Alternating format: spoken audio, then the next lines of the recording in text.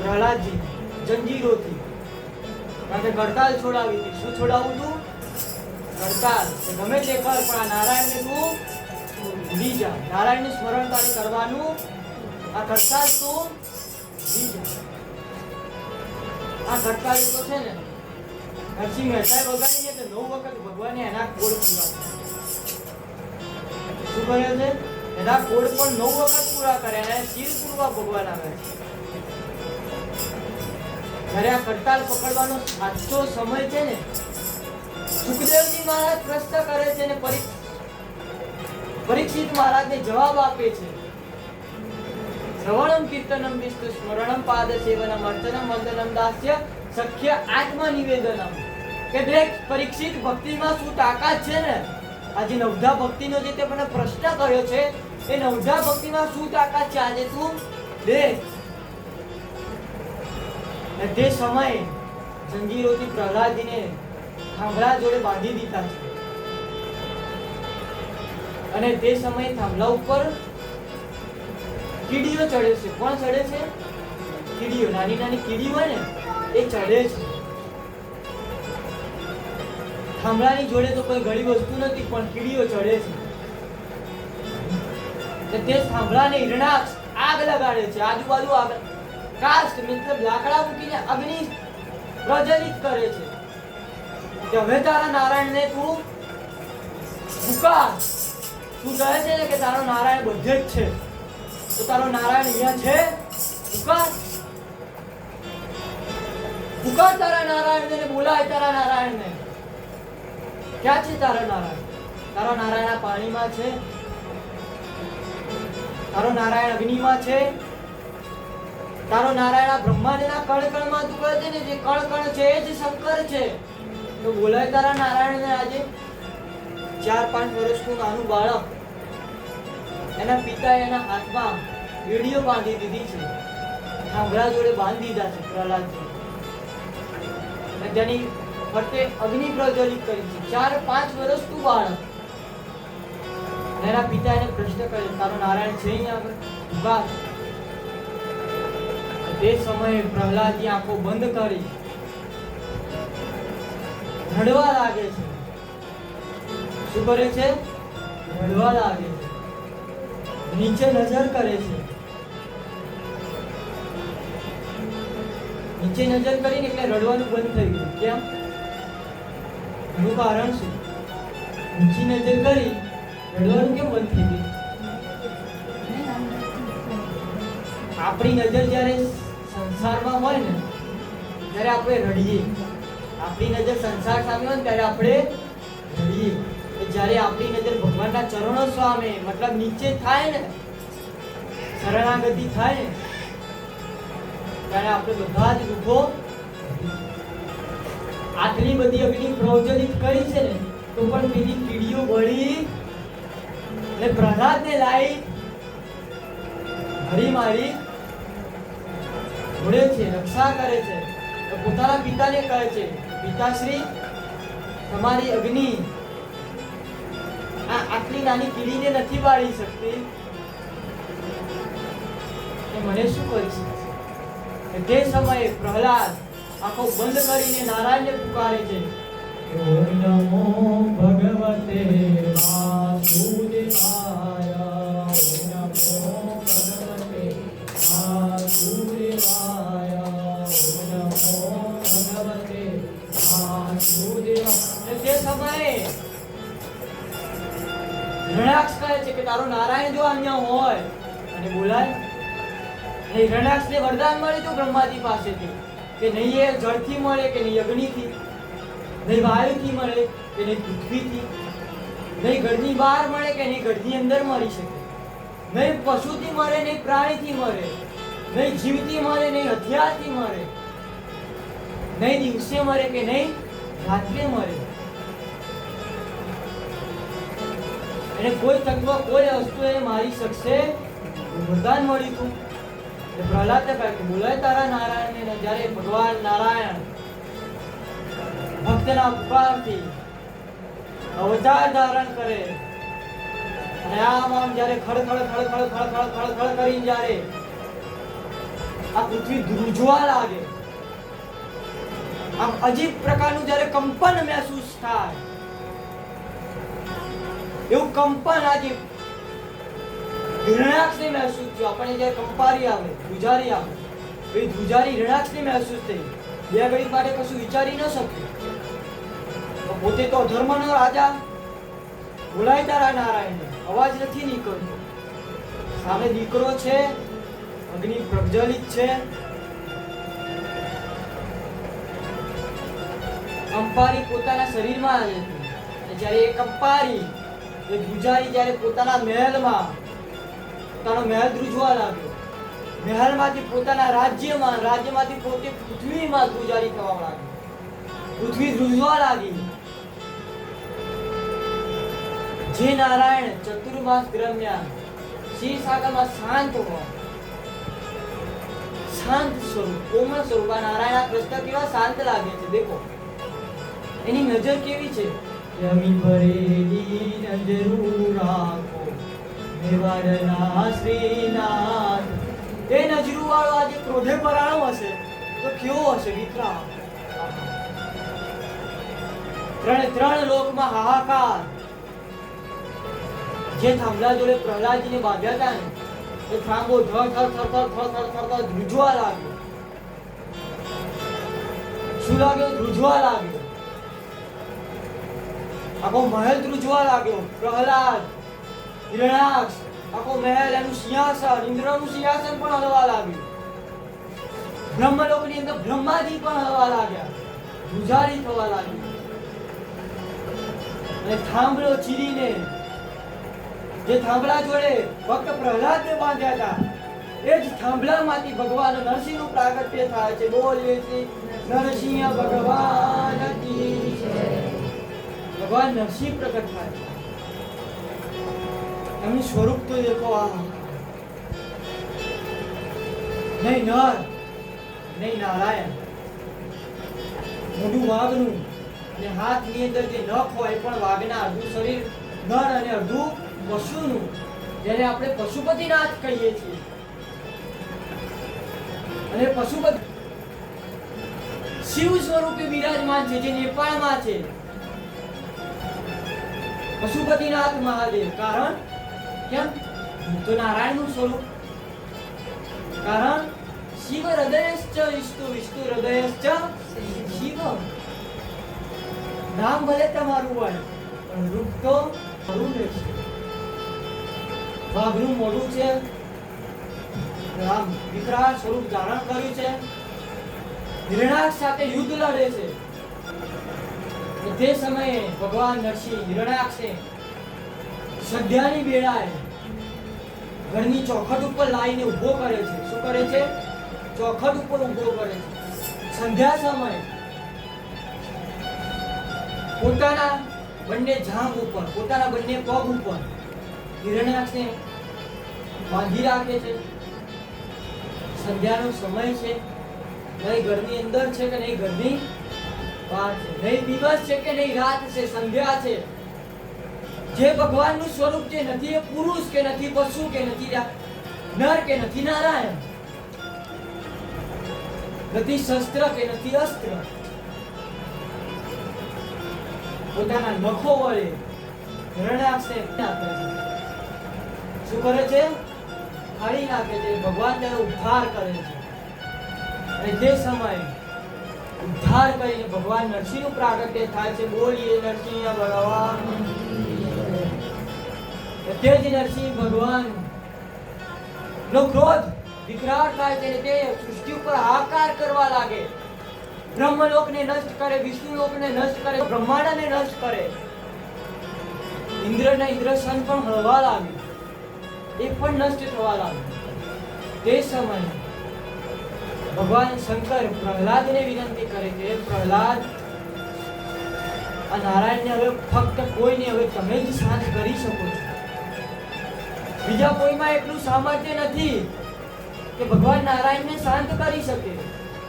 એકમાત્ર સાધન છે, તમે જ નારાયણને શાંત કરી શકો છો. માટે ભક્ત પ્રહલાદ આવડું નાનું બાળક ને આટલું વિકરાળ સ્વરૂપ હાહાકાર કરતો હોય, વાઘનું મોઢું, કોનું? સિંહનું મોઢું,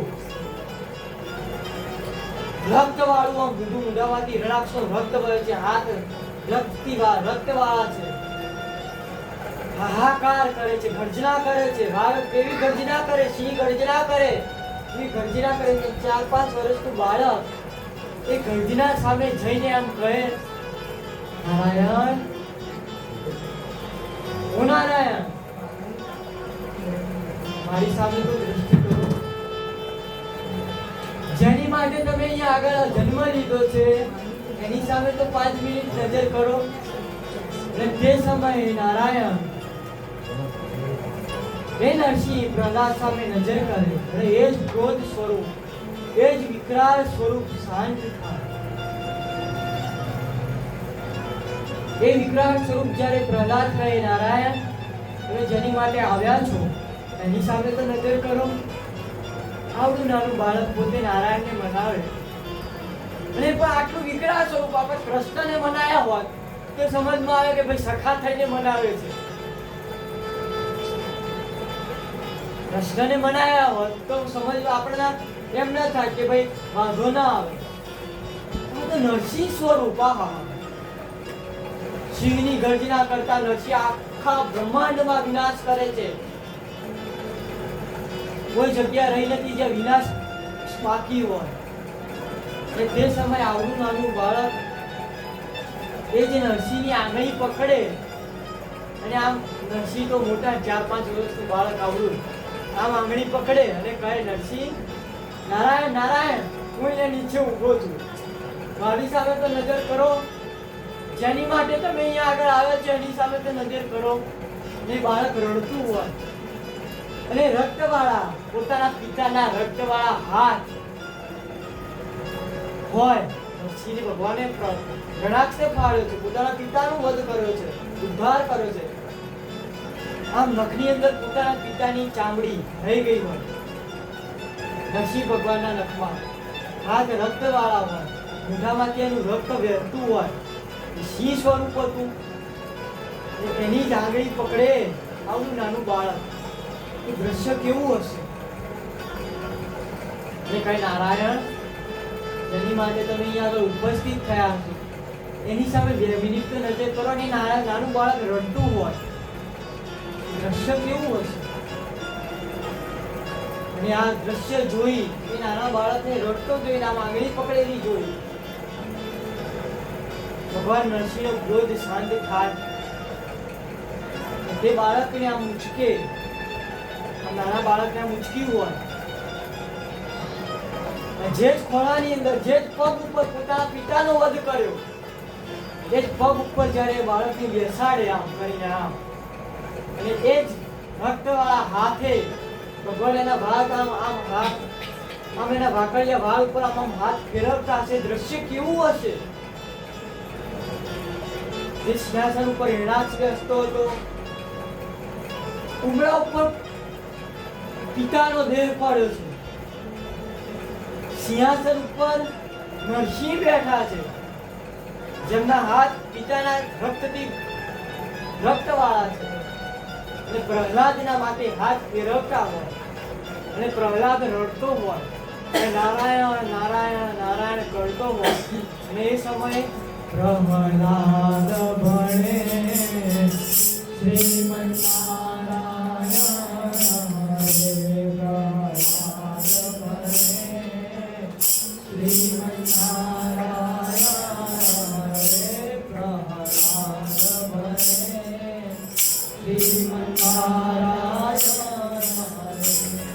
શ્રીમન્નારાયણ, સુખદેવજી મહારાજને પરીક્ષિત મહારાજને કહે કે દેખ, ભક્તિમાં તાકાત, શ્રવણમ કીર્તનમ વિષ્ણુ સ્મરણમ પાદ સેવનમ અર્ચનમ વંદનમ દાસ્ય સખ્ય આત્મનિવેદન. ભક્તિમાં તાકાત છે. પાઠશાળા છે ધર્મની, ને ધર્મની કરી નાખી પ્રહલાદે. જ્યાં આગળ ધર્મ ભણવામાં આવતો ત્યાં ધર્મ ભણાવવાનું શરૂ કર્યું. કોને? પ્રહલાદે. કોઈ નાનું મોટું નથી હોતું. ત્યાં આગળ ગુરુકુળમાં ગુરુ કોણ હતા? શુક્રાચાર્યના શિષ્ય એ પણ પ્રહલાદ આગળ આવીને નારાયણ નારાયણ કરવા લાગ્યા. પ્રહલાદ તો આટલું નાનું બાળક, તો ગુરુજી ભલે અધર્મ શીખવાડતા તો ગુરુજી જ હોય. ગુરુનું પદ કોઈ લઈ શકે પણ તો પણ અધર્મ હોય ને તો જ્યાં આગળ ધર્મ હોય ત્યાં આગળ ગુરુને પણ મસ્તક રમાવવું પડે છે. અધર્મની પાછળ ધર્મની કરી પોતાના પિતાનો જય અને વિજયનો હિરણ્યાક્ષ અને હિરણાક્ષનો વધ તારીને ભગવાન નરસિંહે પોતાના દ્વારપાળ તરીકે વૈકુંઠ લોકમાં મોકલે છે. ભક્ત પ્રહલાદના કારણે ભક્તિમાં તાકાત હતી, જેનાથી થાંભલા ચીરીને પણ ભગવાન પ્રગટ થયા. અત્યારે આપણી ભક્તિમાં એટલી તાકાત રહી નથી કે ભગવાન પ્રગટ. કે ભક્તિ કેવી હશે પ્રહલાદની? 3 વર્ષની ભક્તિ, અન્ન જળ બધું ત્યાગીને ભક્તિ કરી. શ્વાસ પણ બંધ કરી દીધા પ્રહલાદજી એક સમય. સતત એક જ મહામંત્ર, ઓમ નમો ભગવતે વાસુદેવાય, ઓમ નમો ભગવતે વાસુદેવાય, ઓમ નમો ભગવતે વાસુદેવાય. પ્રહલાદ ભણે શ્રીમન નારાયણ હરે. એ ભક્તિમાં તાકાત એટલી હતી. જ્યારે ભક્તિનો આ પ્રશ્ન પરીક્ષિત મહારાજના પ્રશ્નનો જવાબ આપતા સુખદેવજી મહારાજ કહે છે કે જે ભક્તિ કરી શ્રવણમ કીર્તનમ વિષ્ણુ સ્મરણમ પાદ સેવનમ અર્ચનમ વંદનમ દાસે સત્યાત્મ, જે નવધા ભક્તિનું વર્ણન રામાયણમાં કરવામાં આવ્યું છે. એ પરીક્ષિત, જે નવધા ભક્તિનું વર્ણન રામાયણમાં કરવામાં આવ્યું છે એ જ નવધા ભક્તિના માધ્યમથી માણસ આ મૃત્યુલોકમાંથી ભવલોકની પ્રાપ્તિ કરી શકે છે. ભક્તિ એક માધ્યમ છે જે તમને ધર્મના માધ્યમથી ધર્મના માર્ગ ઉપર લાવે. જો ધર્મનો માર્ગ પકડ્યો તો પ્રહલાદે, માટે અધર્મના માર્ગ ઉપર મોકલા હોવા છતાં ધર્મના માર્ગ ઉપર ચાલે ને પ્રહલાદ. માટે ભક્તિ હોવી જોઈએ તો ધર્મના માર્ગ ઉપરથી ધર્મના માર્ગ ઉપર આવી શકાય. એવું કોણ કહે છે? સુખદેવજી મહારાજ પરીક્ષિત મહારાજને કહે છે કે દેખ, મને જે પ્રશ્ન કર્યો હતો એ પ્રશ્નનો હું તને જવાબ આપું છું કે અધર્મના માર્ગ ઉપરથી પણ ધર્મના માર્ગ ઉપર ભક્તિ લાવી શકે છે. એ કઈ ભક્તિ? નવધા ભક્તિ. શ્રવણ કીર્તનમ વિષ્ણુ સ્મરણમ પાદ સેવનમ અર્ચનમ વંદનમ દાસે સત્યાત્મ નિવેદનમ. તે સમયે ભક્તિની શક્તિ તો ખબર પડી. હવે પરીક્ષિતના મનમાં ઈચ્છુકતા થઈ. શું થઈ? ઈચ્છુકતા. હવે વધારે જાણવાની ઈચ્છુકતા થઈ. ભક્તિની શક્તિ ખબર પડી ગઈ કે ભક્તિમાં કેટલી તાકાત હોય. અને સુખદેવજી મહારાજ, હવે જે ભક્તિની શક્તિ ખબર પડી, પણ હવે શક્તિ મને બતાવો કે શક્તિમાં કેટલી તાકાત છે. શું?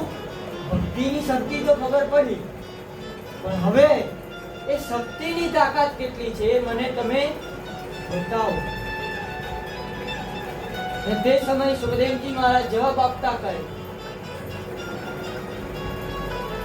કે કરદમ ઋષિના આશ્રમમાં દેવહૂતિ માતા અને કરદમ ઋષિ, જે આપણે કાલે વાત કરી હતી સિદ્ધપુર ક્ષેત્રમાં બિંદુ સરોવરમાં, શક્તિ આ પરાંબા ભગવતી કપિલ મુનિ અને દેવહૂતિ માતા રહે છે. અને તે જગ્યાએ કપિલ મુનિ પોતાની શક્તિ દ્વારા કપિલ ગીતાનું ઉચ્ચારણ કરે છે. ત્યાં કોની રચના થાય છે? કપિલ ગીતાની, જે સિદ્ધપુરમાં રચાય. ગીતાના પણ પ્રકાર છે. શ્રીમદ ભગવદ ગીતા, એક કપિલ ગીતા, એવી રીતે ગીતાના પણ અલગ અલગ પ્રકારો. કપિલ ગીતા આવે, ભાગવદ ગીતા આવે, શ્રીમદ ભગવદ ગીતા આવે અને કપિલ ગીતા આવે. કપિલ ગીતાની રચના સિદ્ધપુર ક્ષેત્રમાં કપિલ મુનિ અને દેવહૂતિ માતાનો આશ્રમ છે ત્યાં આગળ કરી.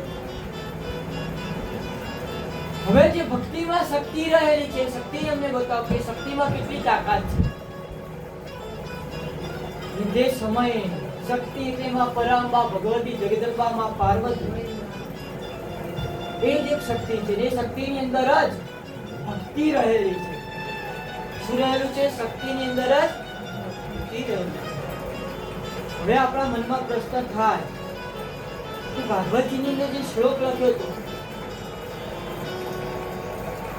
સત્યમ પરમ ધીમય લખ્યું, તો ત્યાં આગળ જો શક્તિમાં ભક્તિ હોય તો શક્તિ પરમ ધીમય મતલબ જગદંબા પરમ ધીમય, માતાજી પરમ ધીમય, માતાજીનું ઉચ્ચારણ કેમ ન કરવું?